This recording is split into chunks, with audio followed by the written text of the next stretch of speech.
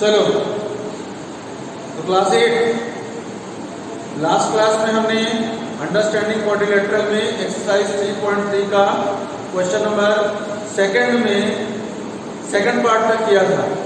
अब आज इस क्लास में हम क्वेश्चन नंबर 2 का थर्ड पार्ट से स्टार्ट करेंगे। ठीक है, तो चलो स्टार्ट करते हैं। 2 का थर्ड पार्ट तो सब लोग देखिएगा। थर्ड पार्ट देखो भाई, एक फिगर बना हुआ है, पहले फिगर को बनाने जा रहे हैं।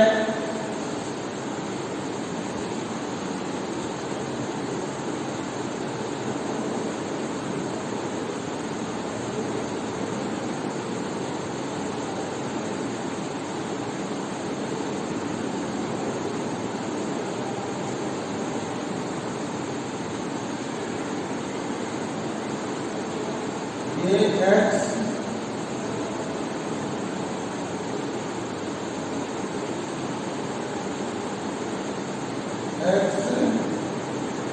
ये वाला क्वेश्चन तो शायद हो गया था भाई।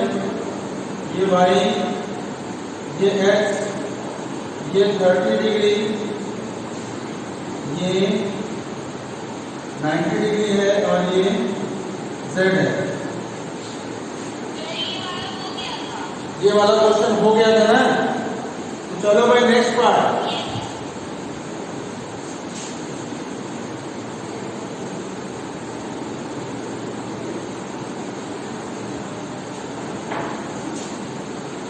चलो सेकंड क्वेश्चन नंबर 2 का फोर्थ पार्ट। पहले फिगर बना लें।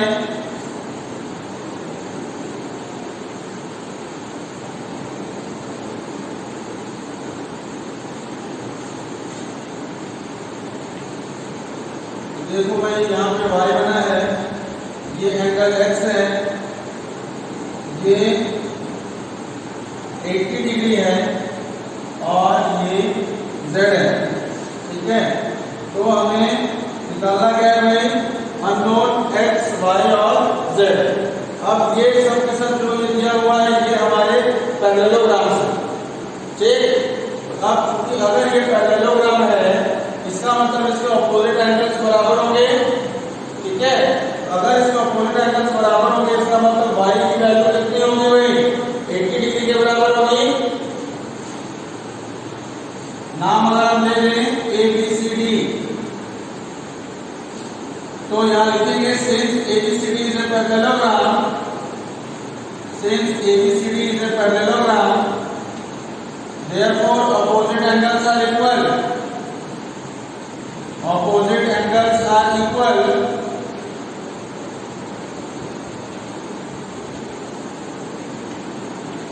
therefore y is equal to 80 degree, y is equal to 80 degree। ठीक है, अब इसके बाद अब देखो भाई, क्योंकि ये जो y और x है ये दोनों को इंटीरियर एंगल्स है on the same side of transversal AB। ये जो y और x है वो दोनों को इंटीरियर एंगल्स है on the same side of the transversal AB। और हमें पता है कि चूंकि पैरेललोग्राम है तो AD और BC हमारे पैरेलल लाइंस होंगे और इन दोनों को इंटीरियर एंगल्स का सम कितना होगा, 180 डिग्री। ठीक है, तो यहाँ पे हम लिखेंगे since x and y are co-interior angles, are co-interior angles on the same side, on the same side of the transversal AB, therefore x plus y is equal to 180 degree, therefore x plus y जो होगा वो 180 degree के बराबर होगा। अब उसके बाद हमें देखो मालूम है y की वैल्यू 80 डिग्री है, इसका मतलब x plus 80 degree is equal to हो जाएगा 180 डिग्री। फिर x इज इक्वल टू होगा 180 डिग्री प्लस 80 हो जाएगा तो माइनस 80 हो जाएगा। यहाँ से x की वैल्यू कितनी आ जाएगी भाई, 100 डिग्री। ठीक है, अब x 100 डिग्री जैसे ही आई तो ये जो एंगल डी है वो भी हमारा 100 डिग्री का हो जाएगा। ध्यान से देखना भाई, जैसे ही हमारा x की वैल्यू 100 डिग्री आ गई तो ऑपोजिट एंगल की वजह से ये जो एंगल डी है वो भी हमारा 100 डिग्री का हो जाएगा। ठीक है, तो in parallelogram ABCD angle D is equal to x is equal to 100 degree. ठीक है, अब जैसे ये हमारा एंगल D 100 डिग्री का हुआ, इसका मतलब देखो एंगल D और ये जो Z है ये दोनों लीनियर पेयर है। अब हम यहाँ लिखेंगे since Z and angle D are linear pair,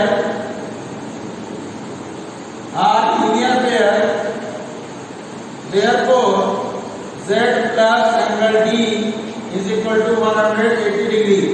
तो Z plus angle D की जगह हम कितना रखेंगे 100 डिग्री is equal to 180। तो यहाँ से Z is equal to आ जाएगा 180 minus 100, तो Z इज इक्वल टू कितना आ गया 80 डिग्री।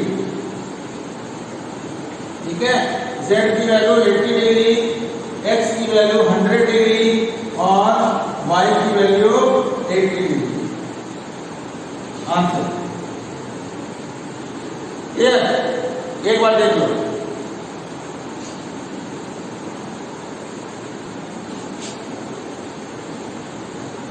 चलो अब नेक्स्ट क्वेश्चन, इसका 5th पार्ट।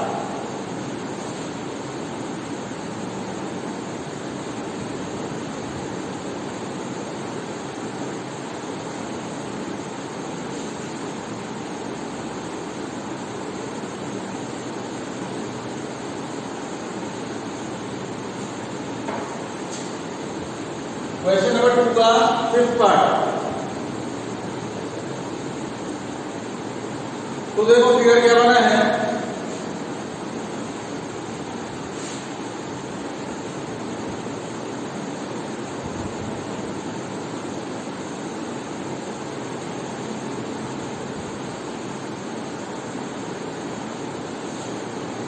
ये 40 डिग्री है, ये y है, ये x है। ठीक है, फिर इधर z है और इधर 112 है। ठीक, और हमें x y और z की वैल्यू बतानी है। तो हम सबसे पहले इसको कुछ नाम दे दें, जैसे a b c और d।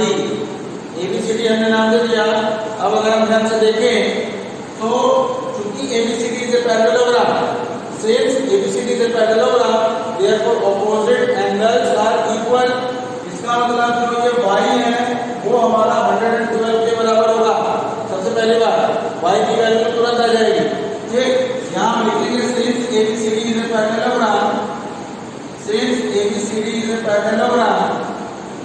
therefore angle D is equal to, angle D जो है वो एंगल B के बराबर होगा। ठीक, एंगल D है हमारा y और एंगल B कितना है 112। तो y की वैल्यू आ गई 112 डिग्री का। अब इसके बाद अगर हम ट्रायंगल पकड़े, देखो y की वैल्यू तो 112 डिग्री आ चुकी है। अब अगर हम इस ADC ट्रायंगल की बात करें, इन ट्रायंगल ADC, ये जो ऊपर वाला ट्रायंगल है ADC, इस ट्रायंगल में जो तीनों एंगल्स हैं उनका सम 180 डिग्री होना चाहिए, क्योंकि किसी भी ट्रायंगल के तीनों एंगल का सम 180 डिग्री होता है। इसका मतलब angle A plus angle D plus angle C is equal to 180 degree. Clear? अब एंगल A की जगह हम क्या रख सकते हैं 40 डिग्री, ये फिगर में दिया हुआ है, प्लस एंगल D। अब एंगल D देखो y था और y की वैल्यू कितनी आ गई है 112 डिग्री, तो y की जगह हम रख दें 112 plus angle C is equal to 180 degree. ठीक है, अब यहाँ से 40 प्लस 112 ये हो गया 152 plus angle C is equal to 180 degree. इसका मतलब angle C is equal to 180 minus 152। तो ये कितना आ जाएगा भाई? 180 में से 152 जाएगा तो 28 डिग्री। ध्यान से देख लो, 180 में से 152 गया, कितना बचा? 28 डिग्री। इसका मतलब एंगल C, और एंगल C हमारा है क्या भाई? x है। तो एंगल C की जगह हम x रख दें, x इज इक्वल टू हो गया 20। ठीक है, x की वैल्यू हमारी आ गई 28 डिग्री, y की वैल्यू हमारी आ चुकी है 112 डिग्री। अब अगर हम ध्यान दें इस फिगर में, तो ABCD हमारा एक पैरेललोग्राम है। इस वजह से ये जो x और z है, ये दोनों हमारे ऑल्टरनेट इंटीरियर एंगल्स होंगे, और ऑल्टरनेट इंटीरियर एंगल होने की वजह से ये दोनों एंगल्स हमारे इक्वल होंगे। इसका मतलब जो मेरा z होगा वो उसकी वैल्यू किसके बराबर होगी? x के बराबर होगी। ठीक है, तो हम यहाँ लिखेंगे कि since z and x are alternate interior angles, are alternate interior angles and ABCD is a parallelogram, therefore z is equal to x, और x की वैल्यू कितनी आई है? 28। इसका मतलब z की वैल्यू भी कितनी हो जाएगी भाई? 28। तो देख लो भाई, x की वैल्यू 28 डिग्री, y की वैल्यू 112 डिग्री, और z की वैल्यू 28 डिग्री। ठीक है, देख लो तो।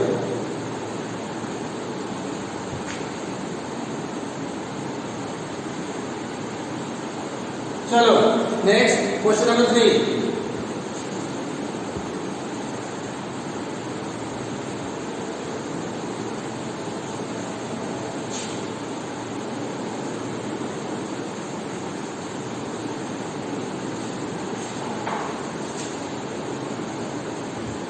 क्वेश्चन नंबर 3 में देखो क्या कह रहा है। Can a quadrilateral ABCD be a parallelogram if, first question है कि angle D plus angle B is equal to 180 degree. मतलब कह रहा है कि कोई भी क्वाड्रिलेटरल ABCD दिया है, और अगर उसमें दोनों ऑपोजिट एंगल यानी कि एंगल D और एंगल B को जोड़ने पे अगर 180 डिग्री आ रहा है, तो क्या वो पैरेललोग्राम हो सकता है? तो देखो भाई, वो पैरेललोग्राम हो सकता है, लेकिन हमेशा ही होगा ये जरूरी नहीं है। ठीक है, angle D plus angle B जो है, जैसे अगर हम ऐसे बनाए ABCD, और इसमें कहना है कि इन दोनों का जो सम है वो 180 डिग्री है। Angle D plus angle B is equal to 180 degree है। ठीक है, तो अगर ये दोनों का सम 180 डिग्री है, तो ये पैरेललोग्राम कैसे होगा भाई? पैरेललोग्राम में क्या ऐसा संभव है? तो देखो भाई कि ABCD को अगर हम पैरेललोग्राम माने, तो इसका मतलब ये दोनों जो एंगल्स होंगे वो तो ऑपोजिट एंगल होने की वजह से सेम हो जाएंगे। यानी कि अगर हमने इसको x माना तो इसको भी x मानना पड़ेगा। ठीक है, ये x है अगर, तो ये भी x हो जाएगा। तो हम x प्लस x करें तो ये हो जाएगा 180 डिग्री, तो 2x is equal to 180 degree, और x is equal to 90 degree. यानी कि ये तभी हो सकता है जब हमारे जो दोनों एंगल्स हो वो 90 डिग्री के हों। अब अगर ये 90 डिग्री होगा तो ये भी कितने का होगा भाई? 90 डिग्री, और ये 90 डिग्री है तो ये भी 90 डिग्री होगा।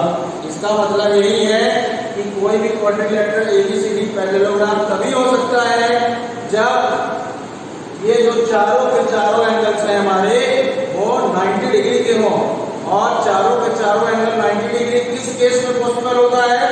या तो वो रेक्टेंगल हो या तो वो स्क्वायर हो। ठीक, अगर स्क्वायर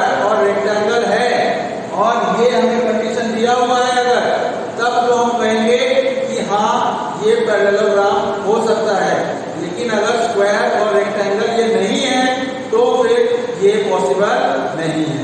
ठीक है, चलो अब सेकंड पार्ट में देखो भाई, दिया हुआ है थर्ड का सेकंड पार्ट, जो फर्स्ट पार्ट था भाई, AB is equal to DC, AB is equal to DC is equal to कितना दिया है, AB is equal to DC is equal to 8 centimetre. AB और DC जो है दोनों बराबर हैं और दोनों 8 सेंटीमीटर के हैं। इसके अलावा AD जो है वो 4 सेंटीमीटर का है और BC 4.4 सेंटीमीटर का है। ठीक, तो अब पूछ रहा है कि क्या ये जो क्वाड्रिलेटरल ABCD है क्या वो पैरेललोग्राम हो सकता है। तो देखो भाई, पैरेललोग्राम के लिए क्या होना चाहिए, जो हमारे ऑपोजिट साइड्स हैं वो उनका जो लेंथ है वो इक्वल होना चाहिए। तो देखो, अगर हम कोई भी क्वाड्रिलेटरल बनाते हैं और अगर उसे पैरेललोग्राम होना है, अगर हमें इसको पैरेललोग्राम बनाना है, इसका मतलब ऑपोजिट साइड का जो लेंथ है वो बराबर होना चाहिए। मान लो हमने इसको नाम दे दिया ABCD। ठीक है, तो देखो इसमें क्या क्वेश्चन में दिया हुआ है कि AB और DC दोनों ही बराबर हैं और दोनों 8 सेंटीमीटर के हैं, यानी कि AB और DC ये भी 8 सेंटीमीटर का है और AB भी 8 सेंटीमीटर का है। तो ऑपोजिट साइड तो बराबर हो गए। ठीक है, लेकिन अब हमको ये दोनों ऑपोजिट साइड्स को देखना है। तो अब AD की वैल्यू देखो 4 सेंटीमीटर दिया हुआ है और ये जो BC है वो 4.4 सेंटीमीटर का दिया हुआ है। तो लेकिन ये दोनों तो ऑपोजिट साइड बराबर है, लेकिन ये दोनों ऑपोजिट साइड बराबर नहीं है, और चूंकि ये दोनों ऑपोजिट साइड बराबर नहीं है इसलिए ये हमारा पैरेललोग्राम नहीं हो सकता। ठीक है, ये हमारा ABCD जो है वो पैरेललोग्राम नहीं हो सकता है। ठीक है, क्योंकि ऑपोजिट साइड्स बराबर नहीं है। चलो आगे थर्ड पार्ट।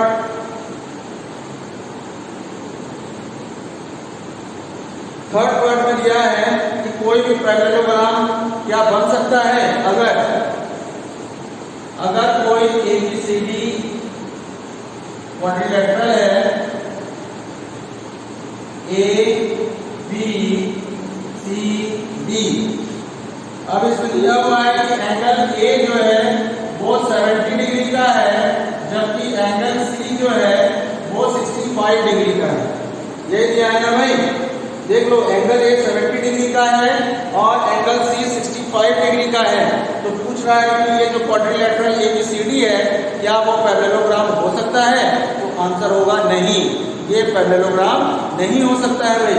क्यों नहीं हो सकता, क्योंकि हमें पता है कि अगर ये पैरेललोग्राम होता तो फिर इसके ऑपोजिट एंगल्स बराबर होने चाहिए थे। ठीक है, इसके ऑपोजिट एंगल्स बराबर होने चाहिए थे। इसका मतलब अगर एंगल A 70 डिग्री का है तो एंगल C को भी कितना होना चाहिए था, 70 डिग्री का होना चाहिए था। या तो दोनों 70 डिग्री के हो जाते तो भी चल जाता, लेकिन अगर दोनों 65 डिग्री के हो जाते तब भी चल जाता। लेकिन एक 70 डिग्री का है और एक 65 डिग्री का है, दोनों बराबर नहीं है, इसलिए ये जो ABCD क्वाड्रिलेटरल है वो हमारा पैरेललोग्राम नहीं होगा। बात समझ में आ रही है। यहाँ लिखेंगे कि since angle A is not equal to angle C, therefore ABCD is not a parallelogram. Therefore ABCD is not a parallelogram. Answer clear? उम्मीद करते समझ में आ रहा होगा। अब चलो नेक्स्ट क्वेश्चन नंबर 4।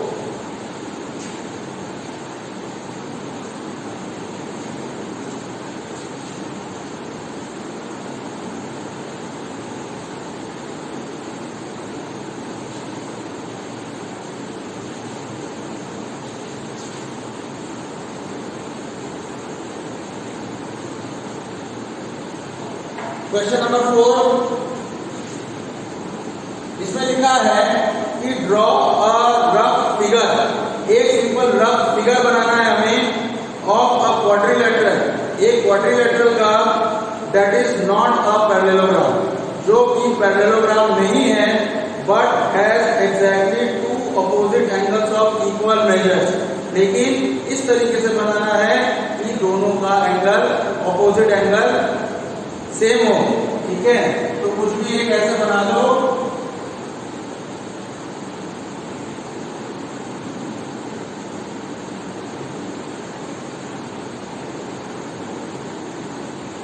ठीक है। सपोज ये एंगल हमारा 100 डिग्री का है और ये एंगल भी हमारा 100 डिग्री का है, और ये जो क्वाड्रिलेटरल है ये हमारा पैरेललोग्राम नहीं है। क्यों नहीं है भाई?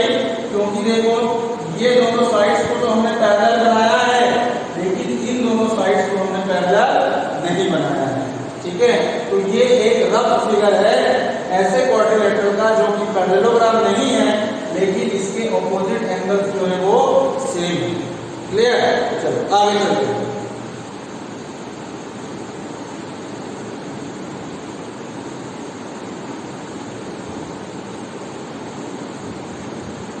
Next question number 5।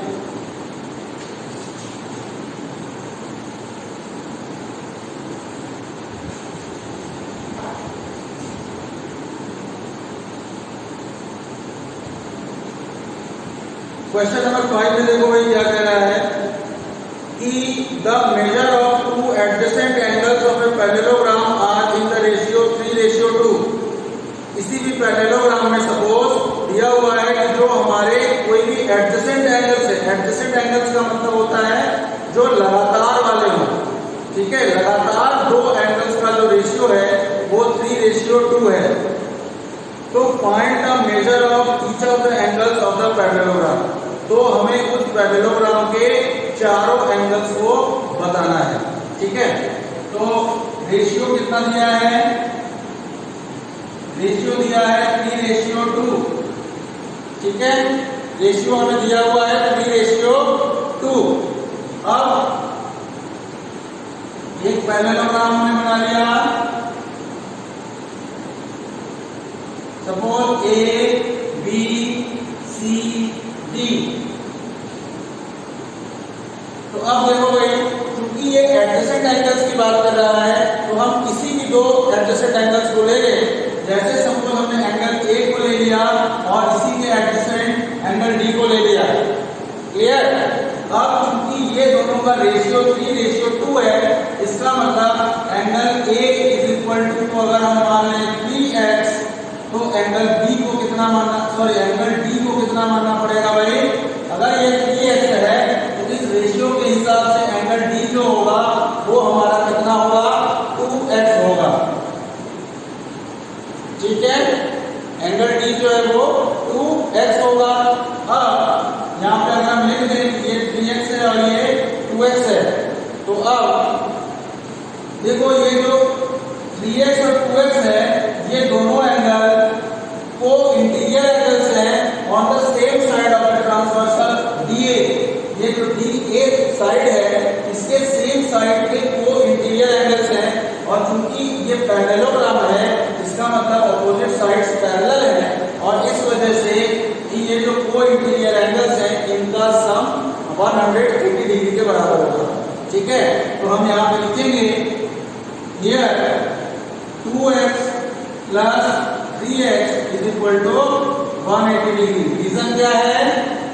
Some of co interior angle, sum of co interior angle, ठीक है। तो अब 2x प्लस 3x कितना हुआ? 5x is equal to 180 degree. तो x is equal to 180 degree upon 5, इसका मतलब कितना हुआ? 36। तो x की वैल्यू जो है भाई वो 36 आ गई, ठीक है। x की वैल्यू कितनी आ गई भाई? 36 डिग्री आ गई। अब अगर x की वैल्यू 36 आई है तो हम एंगल A और एंगल D को तुरंत निकाल सकते हैं। कैसे? क्योंकि हमें पता है कि एंगल A 3x के बराबर है और एंगल D 2x के बराबर है। एंगल A जो है जगह 3x के बराबर है और एंगल D हमारा 2x के बराबर है। तो अब एंगल A की जगह 3x है, इसका मतलब 3 into x। अब x की जगह हम क्या रखेंगे 36, तो ये हो जाएगा 3 into 36 यानी कि 108 डिग्री और एंगल D है 2x यानी कि 2 into 36 ये हो गया 72 डिग्री। ठीक है, तो अब एंगल A और एंगल D तो हमें मालूम हो गया। अब हमें कौन कौन सा एंगल चाहिए भाई, एंगल B और एंगल C। अब देखो भाई एंगल A हमारा आ चुका है 108 डिग्री और एंगल D कितना आ चुका है 72 डिग्री। अब अगर ध्यान से देखना ये ABCD पैरेललोग्राम है ना, इसका मतलब जो अपोजिट एंगल्स है वो तो बराबर होंगे। अगर एंगल A हमारा 108 डिग्री का है, इसका मतलब एंगल C भी हमारा कितने डिग्री का होगा 108 डिग्री का होगा। और इसी तरह अगर एंगल D हमारा 72 डिग्री का है तो एंगल B जो होगा अपोजिट एंगल है एंगल D और एंगल B, इसका मतलब एंगल B भी हमारा 72 डिग्री का होगा। ठीक, तो उसको हम लिख लेते हैं कि angle C is equal to angle A and angle B is equal to angle D। Reason क्या है भाई, opposite angles of a parallelogram. ठीक है, तो अब angle C is equal to हो जाएगा एंगल A यानी कि 108 degree and angle B is equal to हो जाएगा एंगल D और एंगल D की वैल्यू कितनी है भाई 72 डिग्री। ठीक, अब हमारे पास चारों एंगल्स आ गए हैं। एंगल A है 108 डिग्री का, एंगल B है 72 डिग्री का, एंगल C है 108 डिग्री का और एंगल D है 72 डिग्री का। Answer clear. तो चलो भाई आज क्लास में इतना ही रहेगा। अब नेक्स्ट क्लास में हम इसके आगे के क्वेश्चंस बताएंगे। ठीक है, उम्मीद करते हैं समझ में आया होगा। वीडियो हम अपलोड कर देंगे, उस वीडियो को आप लोग देखिएगा तो और अच्छे से समझ में आ जाएगा। चलो ऑफ करते हैं तब। ठीक है।